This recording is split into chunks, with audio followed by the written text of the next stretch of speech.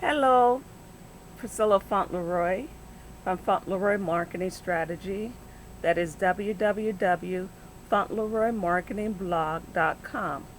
Today, I just want to talk with you briefly about the race is not given to the swift. And I know you're probably asking yourself, why is she talking about a race in regards to home businesses? But when you really think about it, a home business can be similar to a race because we all are trying to reach a particular point, and of course we want to win or to be in the top numbers in regards to our home businesses. So I feel that a race is similar to that also. But the reason why I chose this topic, the race is not given to the swift, is because I want you to understand that it takes time to do anything. And too often people want a microwave return on a long term business. And unfortunately, that doesn't happen. Yes, there are some that do explode quickly, but for the norm, it does take a while to build up your business to get to the place where you will see the return on your investment. But right now, I just want to talk about a race. And when you think about a race, the first thing that came to my mind was a marathon. A marathon is usually over 20 miles. Of course, they can be 100. They can be a triathlon where there are just so many obstacles that are in the way.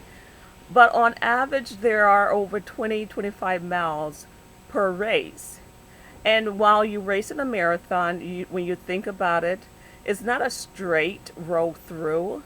Usually you're going around curves, you're going uphill, downhills. Sometimes you're crossing rocks. And in a triathlon, of course, you're swimming. You're doing other things within the marathon itself. But what you see is that it's not a straight path to where you want to get. And so that's why I sort of looked at our home businesses, regardless of what home business that you are on in, there's no straight path to where you want to get. And therefore you need to make adjustments on the way. And so when it comes to running the race, and the race is not given to the swift, understand that if you stay in the race, that eventually you will get to where you need to go. So I just want to talk briefly about how to stay in the race. And one of the ways, the first way I want to discuss is to stay focused.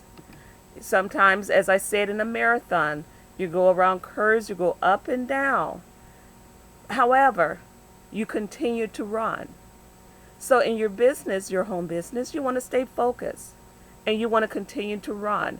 And you want to remember you got to put something in order to get something out.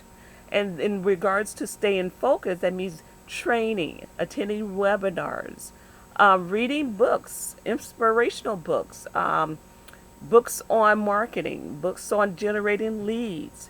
You want to stay focused. You want to not get so distracted that you get off the road on this marathon. The second thing is you want to work your work. You want to do your work daily.